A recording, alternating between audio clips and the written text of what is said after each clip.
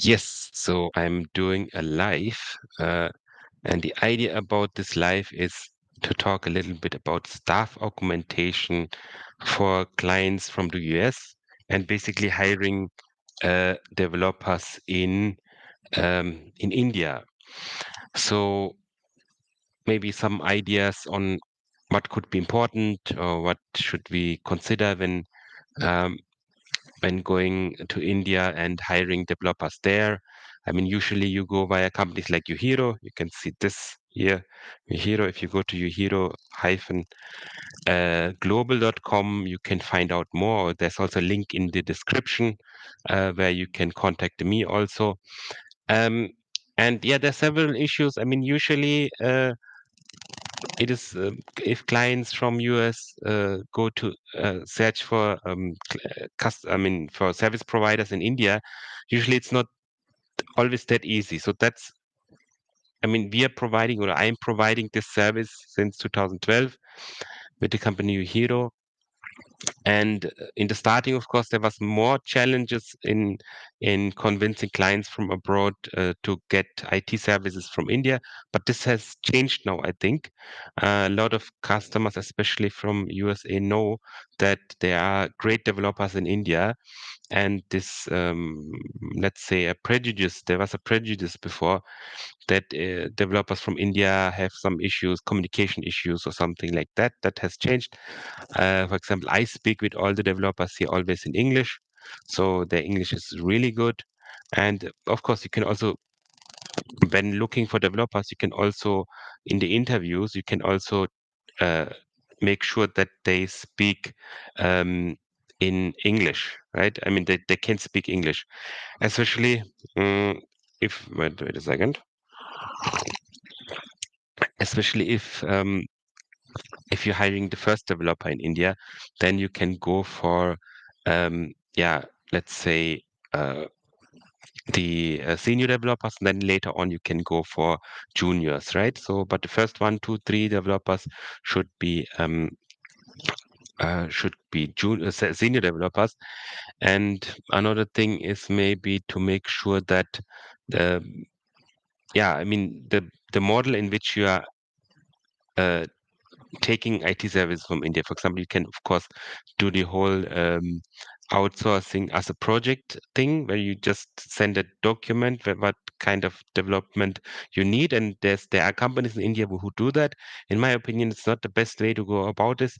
It's better to do the staff augmentation. That means you already might have a team a developer team in the USA, or you have um, maybe only one developer, or you yourself are developer and developing your software, and you need an additional software developer, then you can contact companies like mine, and you can ask, okay, I need one developer or several developers to join the team, and then we will look for the developers according to your job description in India. So this the advantage of this is, of course, you can interview the people, and the problem, of course, is always if you say, for example, someone needs to be experienced in .NET, the issues in CVs, everyone can write something into a CV, right? So if you're just hiring um, based on a CV and not on based on interviews, then the problem is that it might differ, right? Because in India, a lot of people write a lot of stuff into their CVs, which is not current, or they have only worked like 1 or 2 days on this, or maybe 1 month, and they're not really experienced in that specific technology.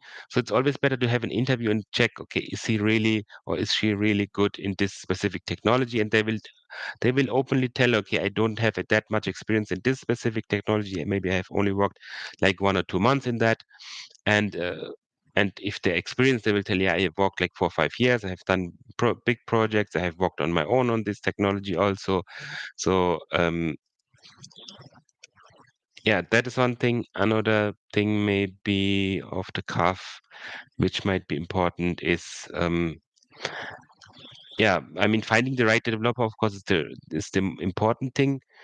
And then yeah, regarding salaries, usually salaries nowadays a little bit higher on the higher side for senior developers, but it is compared to the US, it's still like only 20 or 30% of that salary, or even lesser than that.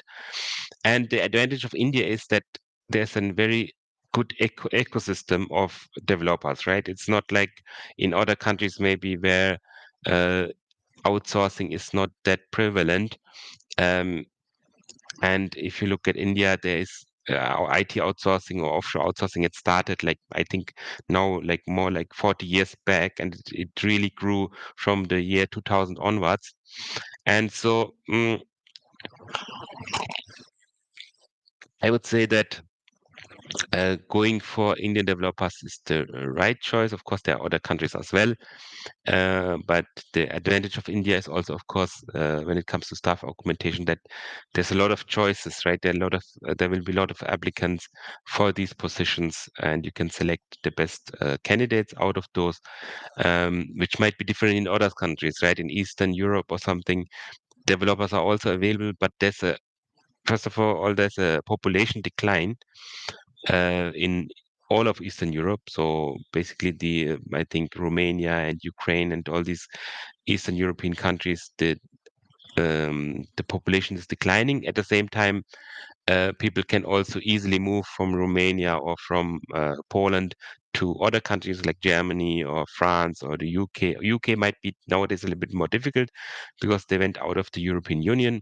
But for all of Eastern Europe, they can easily move to Western Europe, and also, of course, population decline.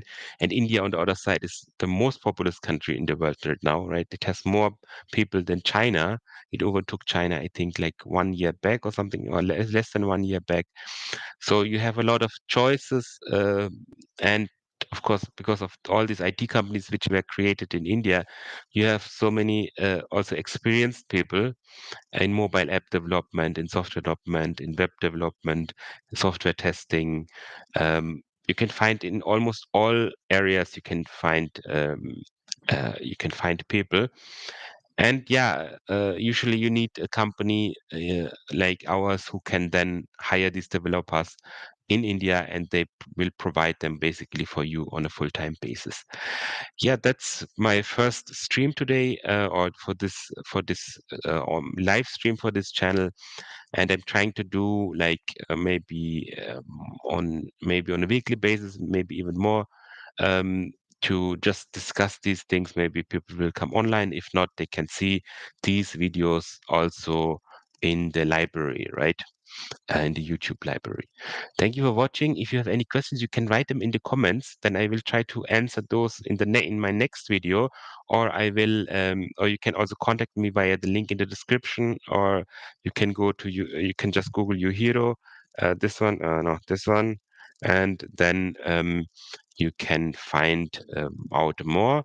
Um, and there's also an English version of that website, and you can then find out more how software development in India could work and what kind of different models there are.